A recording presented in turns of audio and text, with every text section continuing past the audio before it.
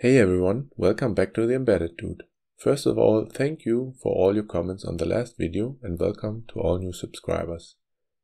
Today I want to talk about how to debug your embedded system.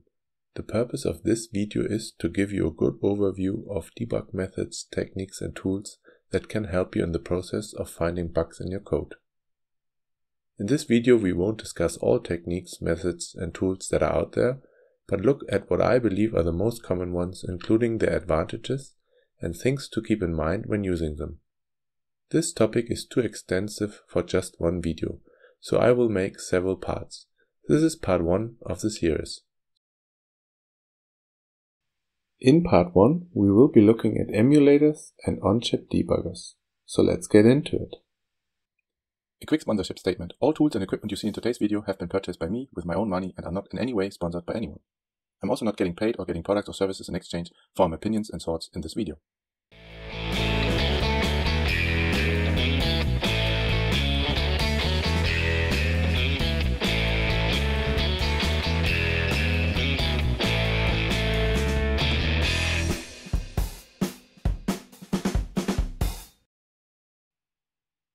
Let's quickly look at what is debugging and why is it needed. Well, it's needed because we all make mistakes. That's life, we learn from mistakes. According to Oxford, debugging is a process of identifying and removing errors from computer hardware or software. When we talk about debugging embedded systems, that can be much harder than, let's say, debugging on a PC. On embedded systems, we are talking about software and quite often hardware debugging. Embedded systems are using microcontrollers and microprocessors that can be quite complex systems. Often those systems control real-time processes in machines and systems, which doesn't make it easier to debug. So when we have a bug, what we want to get as much information as possible. So what are our options? Obviously we can read the documentation, but let's face it, who reads the documentation first? Yeah, we all should do it, but I've been chasing bugs for a long time and then figured out I should have read the compiler manual. Another good option is to talk about the problem with a buddy or have someone to review your code. That can easily fix your problem. But what if it doesn't? Then we need to look at the other tools. Alright, let's take a look at the first tool. Emulators. Yeah, I know, some of you will probably comment that emulators are not that common anymore, and why should we talk about it? And I agree, they are not that common anymore, at least where I've been working, but it would be interesting to know if some of you are still using them, maybe for legacy products, I guess not for new designs, but please comment in the comment section and let me know. When I started my career as an embedded software developer, I've been using emulators a lot, and yeah, they're a powerful tool, and I think it's fair to look at them and to explain what they are. Okay, let's be a little bit more specific. When we say emulators, I mean in-circuit emulators, or ICE. Here you can see a microcontroller mounted on a PCB. It is an LQFP, or low-profile quad flat package. So that basically means that the pins are exposed to the outside of the microcontroller, so it's not a ball grid array where you couldn't see the connectors. And that is quite important if we look at the next steps, because what is it that we're emulating? We're emulating that microcontroller. So next step is we have to take it away, or not mount it at all, and instead mount a socket. You could put the microcontroller into that socket and it would work on your board. But we want to emulate it, so what we need is some kind of circuitry. Usually a big box with electronics, which is the emulator, a PC, and then the emulator connects to the socket, to your board, and to the PC, usually via USB or Ethernet. And what it does, it emulates the hardware of the microcontroller, and we control it over the PC. So what is so great about emulators? I said I've been working with emulators a lot in the past. I've been working with ST7 emulators back then, and what they give you is real-time control of your application execution. The emulator is emulating the microcontroller, and you can read-write memory content, registers, configure option bytes, you have unlimited breakpoints, you have advanced breakpoints, you have extra output triggers, input triggers, You can do a lot of things with an EMU in real time. The downside, of course, is you have to solder a socket, you have to use the specific emulator hardware, and it's not easy to carry around. Okay, so let's summarize. What is great about in-circuit emulators? Well, first of all, you have full access to registers and memories live. You have unlimited breakpoints. You can have smart breakpoints. You can record your code execution and inspect that afterwards for potential errors and bugs. Often you have additional output and inputs on the emulator hardware, so you don't need to use the microcontroller hardware to, for example, toggle a pin.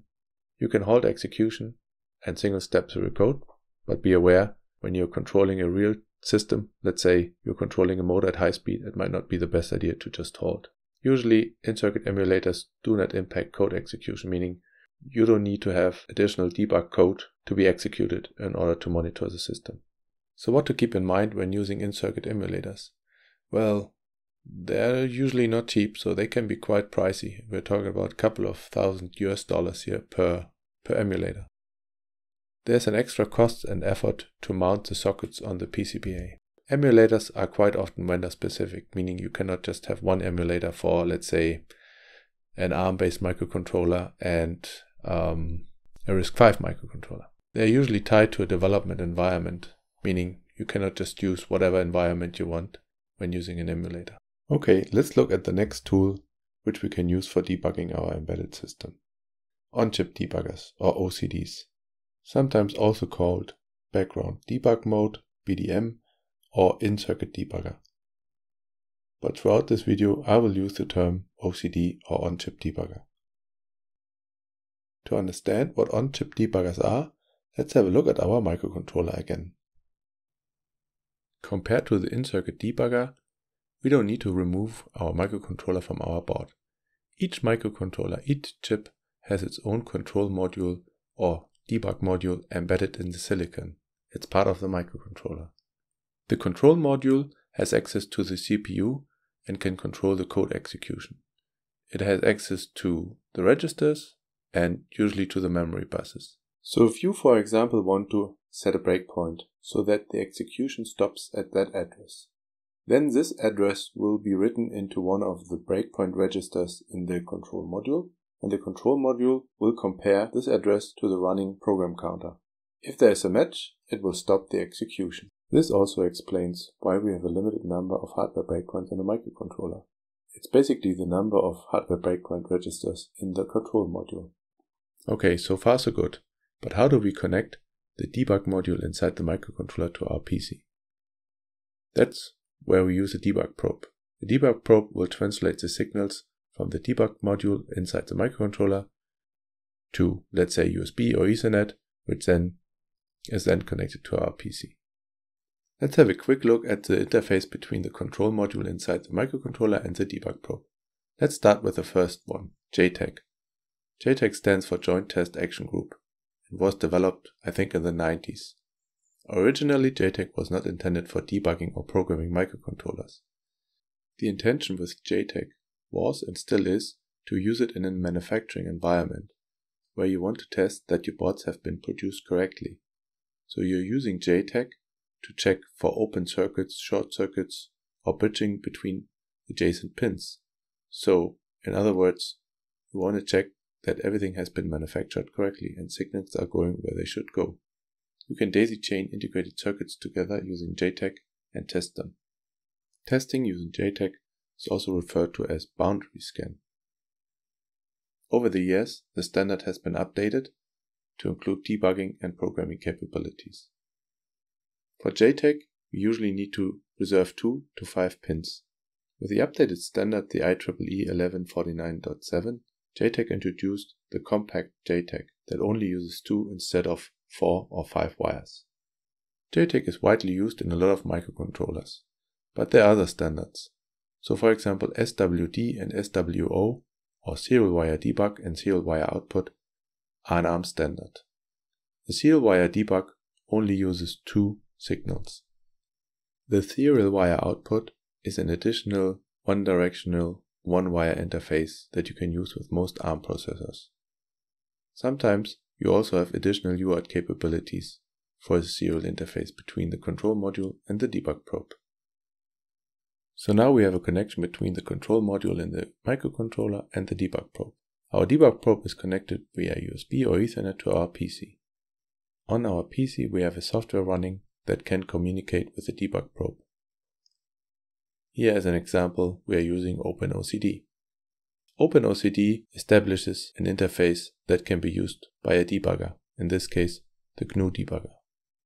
The GNU debugger can be integrated in our favorite IDE, which we then can use to debug.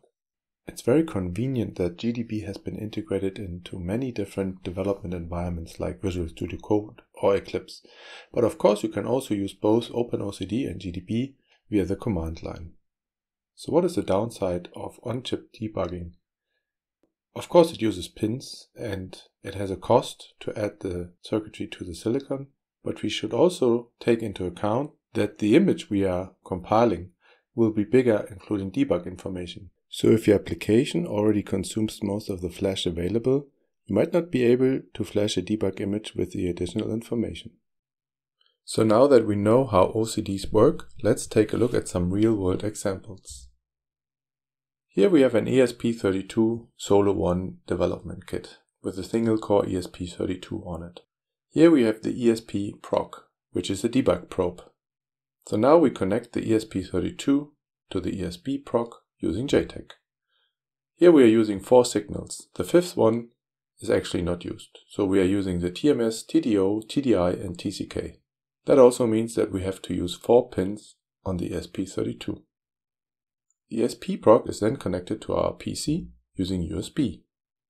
On our PC we have OpenOCD, GDB connecting to OpenOCD, GDB being integrated into our favorite IDE.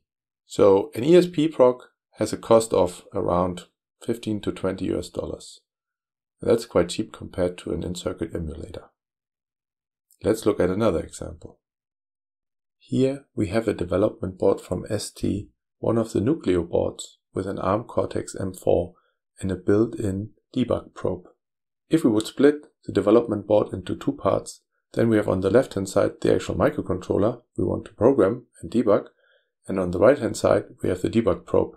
So the microcontroller on the debug probe is taking care of the communication between the microcontroller and our PC. The connection between the microcontroller and the debug probe is through serial wire debug, so only 2 pins are used on the microcontroller. And then of course it has a power connection. Our debug probe is connected via USB to our PC. On the PC we have PyOCD talking to the debug probe. PyOCD establishes an interface for the GNU debugger, which is embedded in the Embed Studio.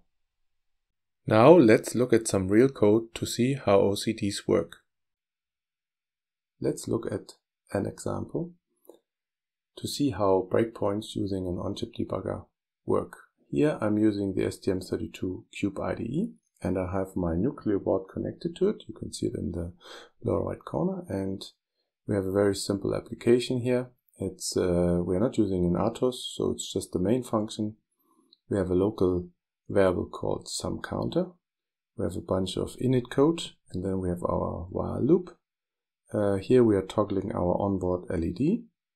We're delaying for 300 milliseconds. Then we increment our local counter, and here we are looking at the counter, and if the counter value modulo 10 equals 0, then we're calling this function, which just increments a global variable. So it doesn't make any sense, but for the purpose of showing how breakpoints work, I think it's quite useful. So that's it. So the debug session is running, and we are stopped here at line 75. So if we start the execution, the LED will blink. Okay, all good. So now we set a breakpoint. Let's say we set it here. So we have a breakpoint at line 105. Here we can see the call stack. Only main is in there, obviously. We have a bunch of different windows here. So we can see the value of the local variable. We can see how many breakpoints we have and if they are enabled or disabled, and in which file and which line they are. We have something called expressions, so we can see the global variable, which I added here, and its value. We can see the registers of the CPU. We can see live expressions. So those will be actually updated also when we are running, when we are executing the code, where expressions will only be updated when we are stopped.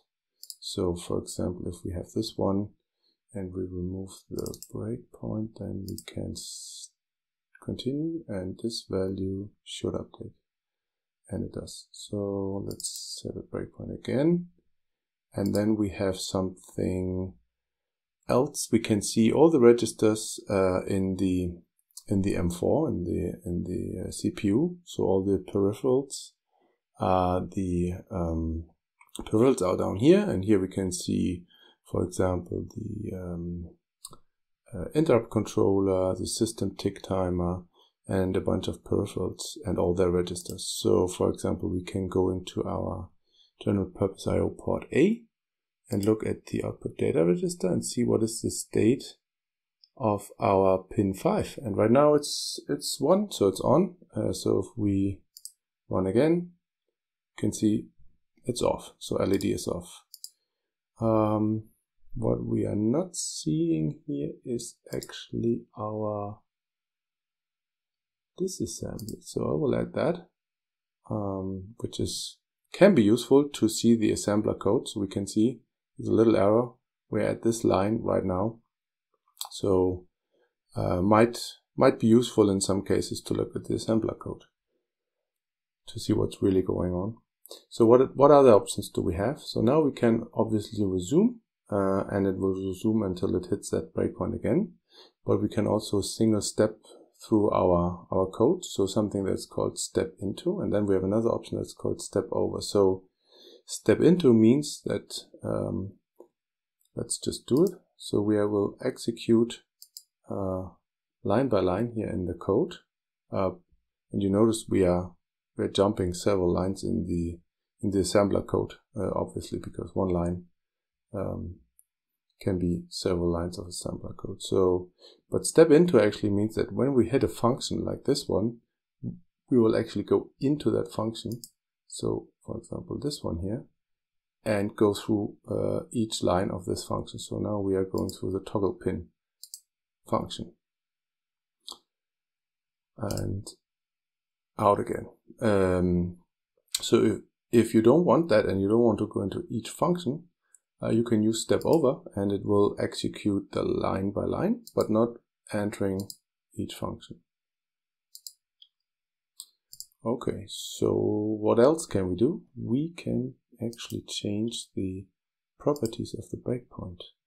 So we have different things we can do here. We can set a condition, meaning that this breakpoint should only fire if a condition is true. You can set an ignore count so that this breakpoint only triggers when the ignore count is reached.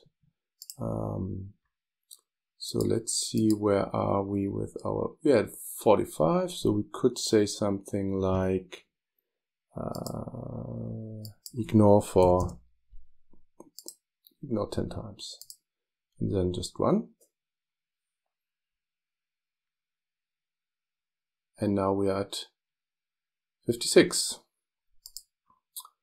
Okay, what else can we do? So let's change this one to 0 again, and then use a condition. So we could say some counter greater than 70. So we'll only hit or trigger when this counter is greater than 70. So 71 works. What else can we do? We can assign actions. So let's remove this. We can assign actions. So when we hit that breakpoint, then we can, for example, print a message in our debug console. We can play a sound. We can start an external tool, all kinds of different things can be linked to that breakpoint, which could be quite useful. What else? We can actually change the breakpoint type. So this is a breakpoint, and now we can change it to something called dynamic printf. In order to use that, we need to remove this one, double click again, and then we get a different icon here. Now it's actually a printf type of breakpoint, a dynamic printf it's called. So we have condition again, we have a ignore count, and now we have this printf. So it will print hit line 105 and then the pass to the file and the main C. So every time we pass this line, it will be printed. So if we do this and start, we should have a window down here that is called Debugger console. And here we have it. So now we can see every time we hit that line, it prints that message. And let's add another one so we can see now it's also 103. Move that again, move that again. Now we say 2 normal breakpoints again. What we can also do is we can set data breakpoints or watch points, so they are not triggered when a line is getting executed, but rather when there's an access to an variable. So this can be done by adding a watch point. So now we're adding a watch point for this variable, this address basically, and every time someone writes to it, we stop. You can also say when someone reads. So let's keep write for now and try it out. Since we only write to it here, we should stop execution when it's written. And here we are. So it's written and we are stopping. So that can also be quite useful. Okay, I think that was it for the basics of using breakpoints and watch points using the STM32Cube IDE. Until now we have been looking at fairly cheap debug probes, but what if you require a little bit more functionality? Then you can use one of the more advanced debug probes. Here's an example. We have a J-Link Ultra Plus from Sega. This is a debug probe for ARM microcontrollers. It supports JTAG and serial wire debug. It also supports unlimited flash software breakpoints. Usually these more advanced debug probes support several different microcontrollers from different vendors, but also different memory types from different vendors. So far we have been only talking about hardware breakpoints. So what are software breakpoints? Just to keep it short, software breakpoints do not use dedicated hardware within the microcontroller. The debugger has to change the program code in order to insert software breakpoints. That also means that these software breakpoints cannot be included in read-only memory. So software breakpoints are only possible when our code is either in RAM or in flash. The debugger will replace the instruction where we would like to break with a special instruction. So if we have a breakpoint in flash, that means the flash has to be reprogrammed. These more advanced debug probes like this Debugger, they are supporting unlimited flash software breakpoints, but they come at a cost. This one is easily above $1,000 US. So if you have a need for these more advanced features, you have to spend a little more. Okay, so let's wrap this up.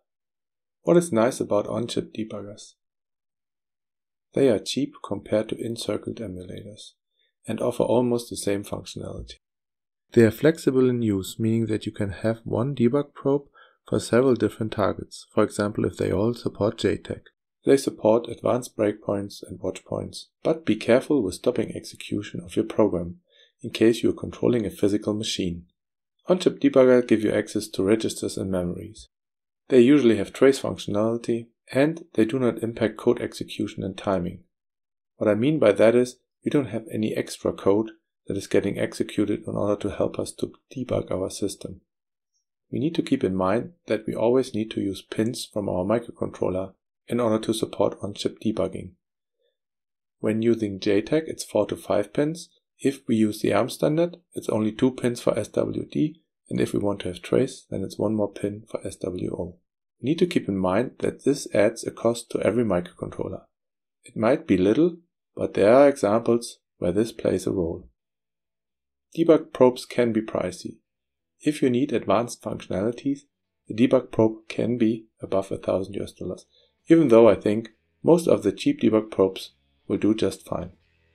We need to keep in mind that our image size increases if we are using the debug mode. That is due to the additional debug information in our image. That of course depends on our compiler options. We also need to keep in mind that the performance, speed of execution can be impacted based on our compiler settings. So that's it for part 1. Stay tuned for part 2. If you like that type of content, then please smash that like button and subscribe to the channel. Thanks for watching and see you in the next one.